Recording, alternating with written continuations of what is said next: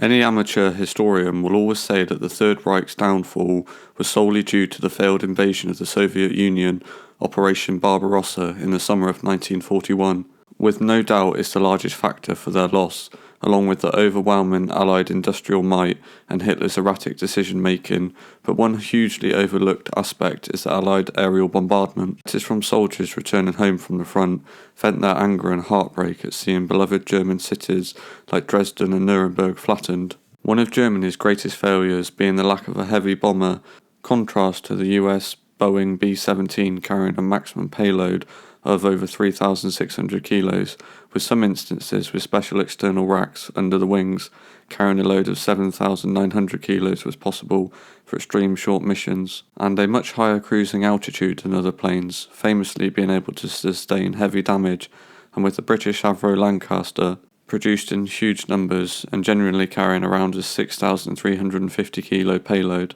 The Nazis instead chose to pursue fighter aircraft and wonder weapons such as the Messerschmitt Me-262, the world's first jet aircraft, achieving speeds of 540 miles per hour, and also the infamous V-1 and V-2 rocket program, rather than the development of a strategic long-range bomber, only producing medium-range bombers such as the Junkers Ju-88, being a highly versatile aircraft vital in the Blitzkrieg role, but a tiny payload compared to the Allies. For shorter range missions where less fuel was needed, or with the aid of rocket assistant takeoff, the Ju-88 could carry a maximum bomb load of 3,000 kilos.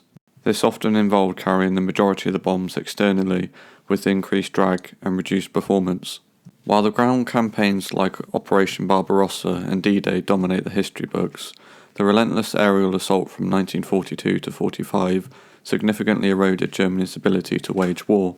Even with the immense distances the Third Reich conquered in Russia, Soviet factories were beyond the immediate Eastern Front, those crucial production facilities that were literally dismantled and shipped out east.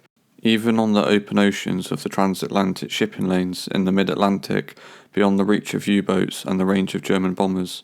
In the First World War, Germany truly blazed a trail with aerial bombardment, largely thanks to their massive Zeppelin program, and later advanced aeroplanes like the Farman F-60 Goliath.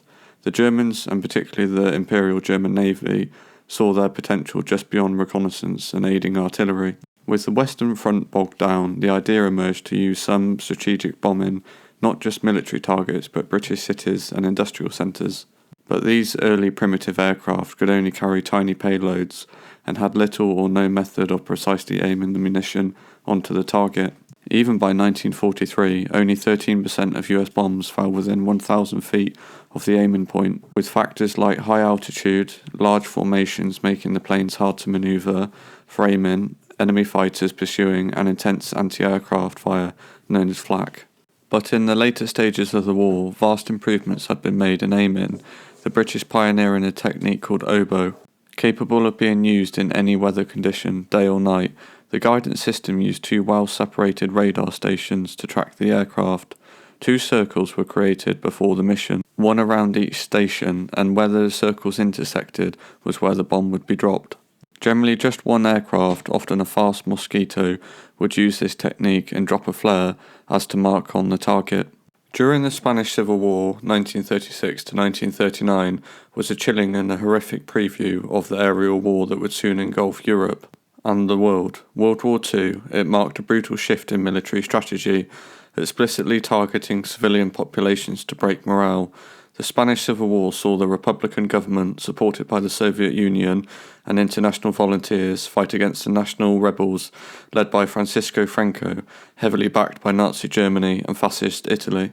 The war would be a laboratory for testing new weapons and tactics, particularly in the air campaign. While official doctrine often claimed military targets, reality on the ground and later historical analysis show defined intent to target civilian populations.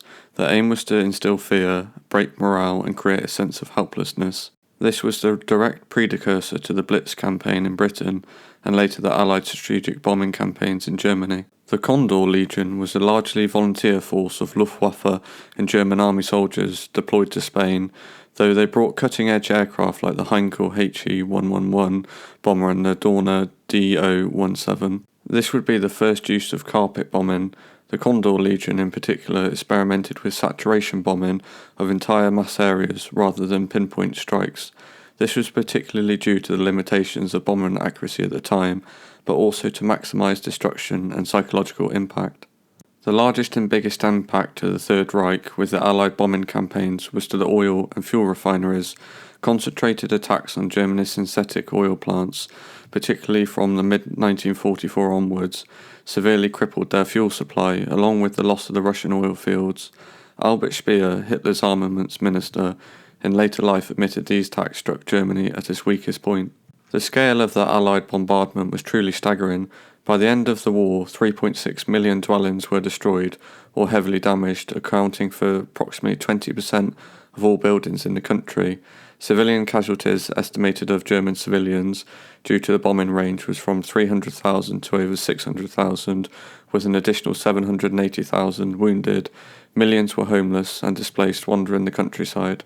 Key targets for the Allies were oil refineries, ball bearing factories, aircraft plants, transport hubs, shipyards and railway networks.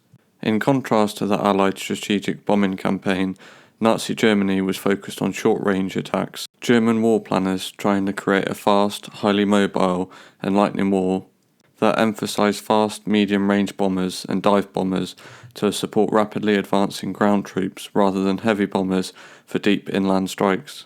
Walter Weaver's death had an effect on the strategic bomber plan. He died in an air crash in 1936 with his vision for a Ural bomber, a long-range aircraft capable of striking deep targets in the Soviet Union, which were largely abandoned after his death and subsequent Luftwaffe leadership, particularly Hermann Göring, prioritising small fighter aircraft.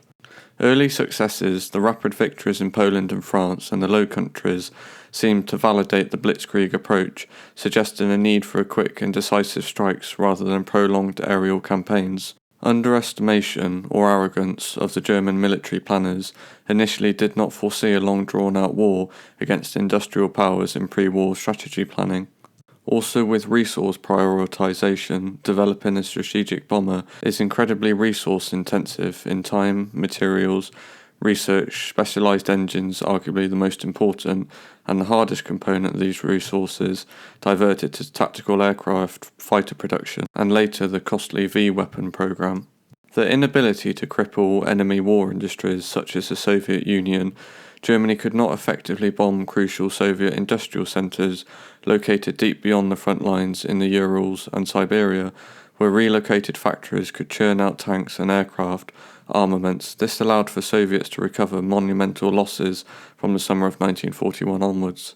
While German V-weapon programs later targeted UK cities, the Luftwaffe bombers could not sustain the kind of destructive, precise bombing that would have been needed to cripple British and industrial output or its vital port facilities. The Battle of Britain proved Germany's inability to achieve superiority in the air, let alone conduct deep strikes effectively.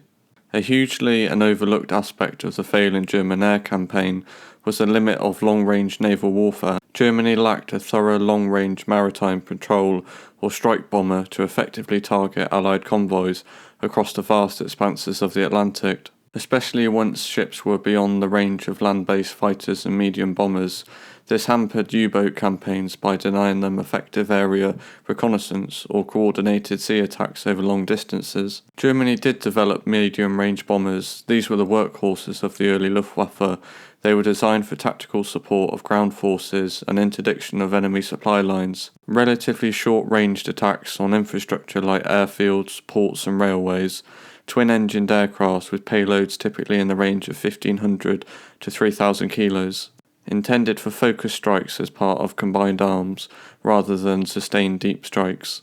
Compared to the Allied approach, with the production of the Avro Lancaster, a total number of 7,377 aircraft were produced, and the US Boeing B-17 Flying Fortress, capable of massive loads of 4,000 to 9,000 kilos.